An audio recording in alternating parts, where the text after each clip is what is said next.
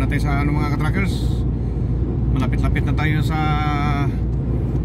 pagkakargahan natin ng container dito sa Rotterdam, Netherlands, Holland. Yan mga ka-trackers. Marami na ang mga naglitaw na yung mga nakasagusali. Yan mga ka-trackers. Itong dalawa magkasunod ay drop off yan. Mag-iwan ng container empty or loaded.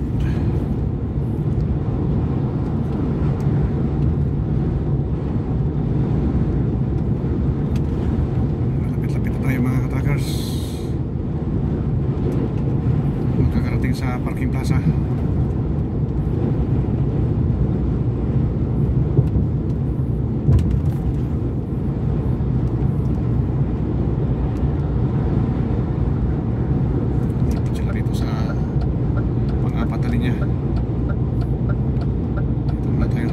Tama lang. Kumbaga sabay sa agos.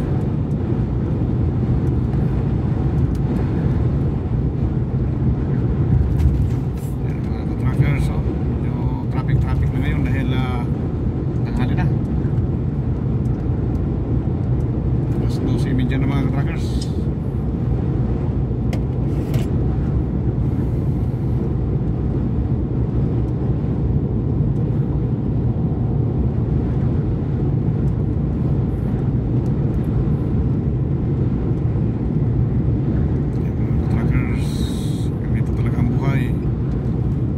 Makakarating araw-araw iba't ibang mga lugar mga ka-trackers. Galing tayo sa France, nung German, galing tayo dito sa Netherlands, punta sa Germany, nag-iwan ng container at kuha ulit ng container. Dinala natin dito tayo dumaan sa Netherlands, Belgium, France. Nagkarga tayo ng Michelin na gulong doon sa France mga ka-trackers. Kasi ang Michelin na brand ng gulong ay France talaga yan. Nagkarga tayo mga ka-trackers.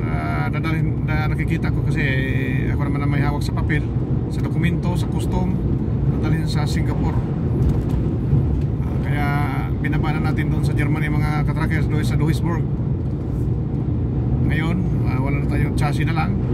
Punta tayo dito sa Rotterdam para magkarga. Hindi lang natin alam kung saan seaway dito mga ka-trackers, kasi napakaraming seaway dito. Napakalaki pa yun, no? Ganito talaga ang Netherlands or Holland mga ka-trackers. Ang Holland ay lumang pangalan, Netherlands ang talaga. Yan mga ka-trackers, oh. Nandito yung mga baka mga ka-trackers. Ang tataba pa naman. Ang tataba ng mga baka nito mga ka-trackers. Kasi yung nakikita ko sa YouTube, yung baka dun sa Saudi Arabia, yung sa Almaray, ay nagagaling dito sa Holland ang karamihan. Siguro sa ngayon may galing na rin siguro sa mga iba't ibang lugar kagaya ng Australia, Amerika, ganun. Siyempre palaging nag-upgrade yan, hindi magpapahuli yan sa mga dito mga ka-trackers. Kaya tutok lang kayo mga ka-trackers. Alam ko naman kung sino-sino kayo mga ka-trackers. Maraming salamat sa patuloy niyong pag-unawa at pagsuporta sa akin. Dahil minsan talagang wala na akong panahon mga ka-trackers, sa sobrang pagod ng mga ka-trackers. Kasi napakalayo yung biyahe. Mabuti nga naalis na tayo sa mga ka-trackers sa side curtain. Matagal-tagal rin ako sa side curtain mga ka-trackers. Yung pwede mabuksan yung bubong, likuran, sa gilid, kahit saan. At yung walking floor, nakadala rin tayo mga ka-trackers. Walking floor, pero saglit lang. Matagal-tagal tayo sa side curtain. At Prigo, nakadala tayo ng Prigo mga ka-trackers. Refrigerated truck. Yun ang biyahe natin na Italy, Austria, Germany, Sweden, at Denmark. Napakalayo mga ka-trackers. Mga biyahe natin noon mga ka-trackers, nung sa Finland tayo mga ka-trackers, Sweden at Norway at Denmark. Kaya kung saan-saan na tayo makakarating mga ka-trackers. nakarang 4 na buwan o 3 buwan, nakarating tayo sa Hungary, dumaan tayo sa Czech Republic at Slovakia. Yan, marami pang mga lugar na hindi pa natin nararating mga katrackers, at ipamahagi ko rin sa inyo kung saan ako nakakarating para mayroon ngayon kayong idea kung sakaling makakarating kayo mga katrackers, hindi lang trailer driver, factory workers or mga office work. Yan mga katrackers, para yung mga landmark, ganyan naman ang sikreto ko mga katrackers, yung landmark na tinitingnan ko, para mayroon tayong idea mga katrackers, para hindi tayo, kung sakaling maliligaw tayo, may makikita natin, oh ito nakikita ko na to. Yan. Sa mga nagbabalak pa lang mga katrackers, ang pinakasikreto mga katrackers, magtiwala ka lang sa Panginoon. Panginoon talaga ang una-una kung ito ba ay para sa'yo. Magtiwala ka mga katrackers, at pagandahin natin ang relasyon sa Panginoon. Dahil ang sabi niya sa Matthew 6:33, seek ye first the kingdom of God and His righteousness, and all these things shall be added unto you. Sa mga nakakapanood dito, paulit-ulit kong sinasabi ito mga katrackers, dahil ito talaga ang susi mga katrackers sa ating tagumpay sa bawat isa. Yan mga katrackers, kung gusto natin mabigyan ng magandang kinabukasan yung mga anak natin, yun ang pinakasusi sa lahat. Simpleng-simple lang mga katrackers, pagandahin natin ang relasyon sa ating Panginoon. Yan o, natatanaw na natin yung mga naglalakihang, mga nagigantihang mga crane mga katrackers o, support, pero hindi pa yan mga katrackers. Nandun pa tayo, pinakadulo pa mga katrackers. Yan na, nag-umpisa na. Kasi nandito na yung mga depo ng oil depo, nagigantihang mga oil depo mga katrackers. Yung Shell nandito, Shell at ISO. Grabe. Dito natin makikita ang Netherlands, talagang napakaganda yung ekonomiya nila.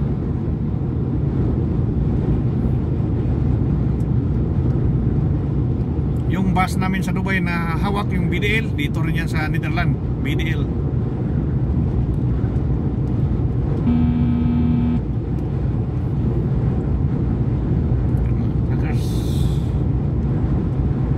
Yan o, nakikita na natin yung mga naghihiganti ang mga tower,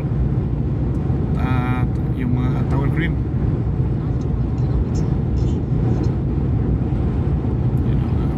Dahil malapit-lapit na tayo mga katrackers, kaya tiis-tiis lang mga katrackers at panoorin yung buo para mayroon kang idea kung ikaw ay interesado at makakatulong ka pa sa mga kabataan mga katrackers. Huwag kayong mag-isip na para sa akin, sa mga kabataan ang ilagay sa isipan nyo, dahil malapit na, siguro kung makauwi na ako sa susunod na taon, mayroon na tayong 170 mahigit US dollar.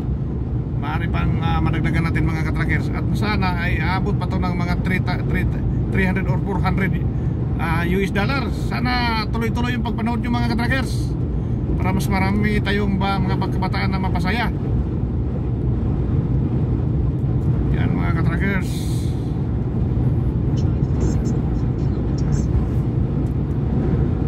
Yun ang ipangako ko sa inyo. Hindi talaga ako ginagawa itong panganap buhay kung hindi ipamahagi natin. Kahit isang kong duling, hindi ko ito babawasan. Maaari pa nating madagdagan mga katrackers, kaso lang hindi naman pinopromote ni YouTube mga katrackers na itong sa akin ay magandang hangarin.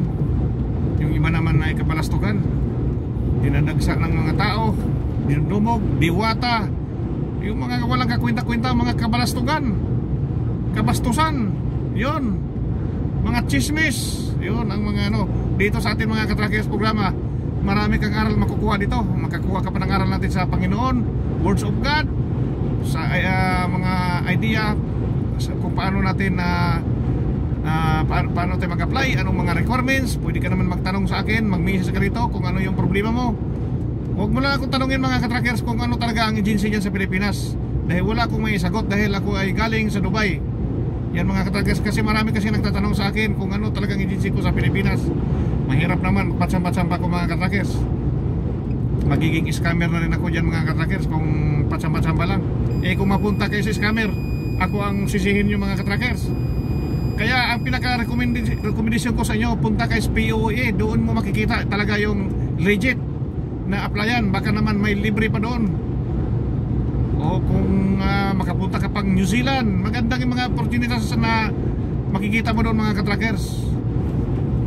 Yan mga katrackers, so nag-umpisa na tayo mga katrackers. Nandito na tayo sa mga depo, Shell. Napakalaki yung depo ng Shell, oh. Grabe, napakalupit nila mga katrackers. At dito na ay dadaan na tayo ng tunnel ito mga katrackers, kategory letter D. Yan, no? Doon pala sila sa kabila. Akyat sila sa tulay.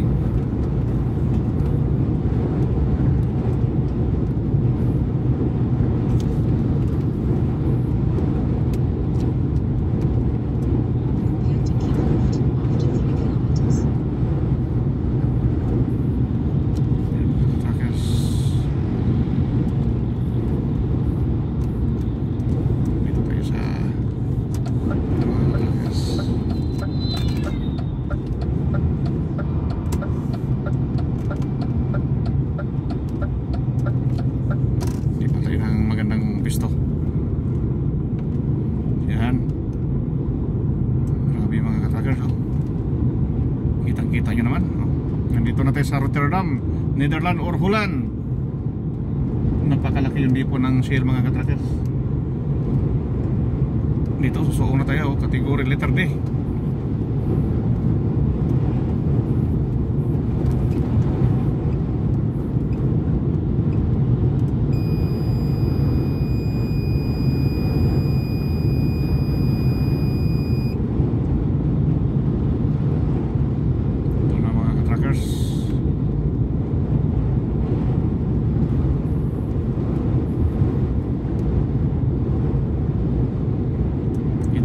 Sa tunnel na kategory letter D. Sa ilalim tayo ng mga katrackers daan ng parang parte ng dagat pa yata to. Yan.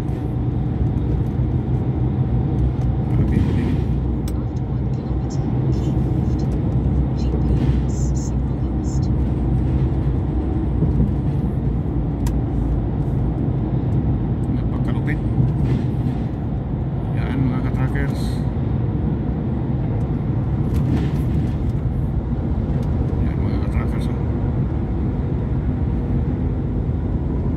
Chassis din yan, no?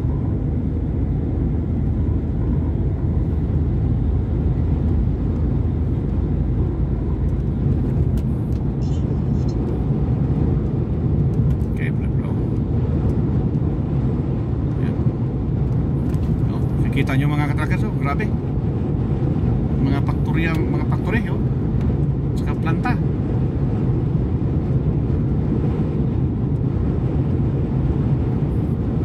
Refinery.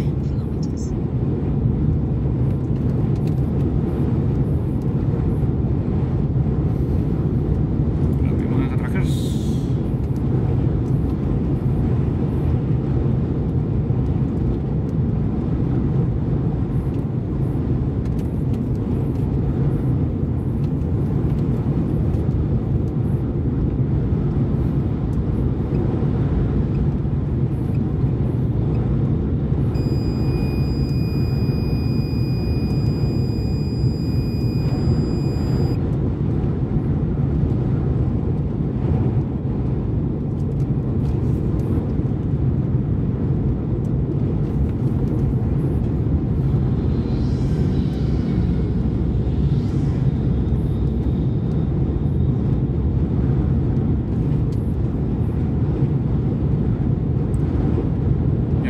Grabe sa gilid mga katrackers, oh. Naglalaki ang mga tanker. Tumatakbo pa naman, oh. Meron palang operator.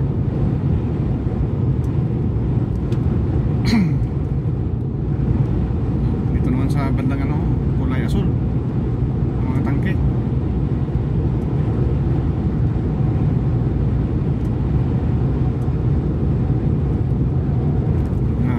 Oxygen, nitrogen.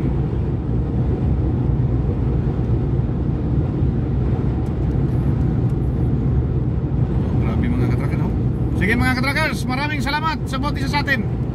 God bless.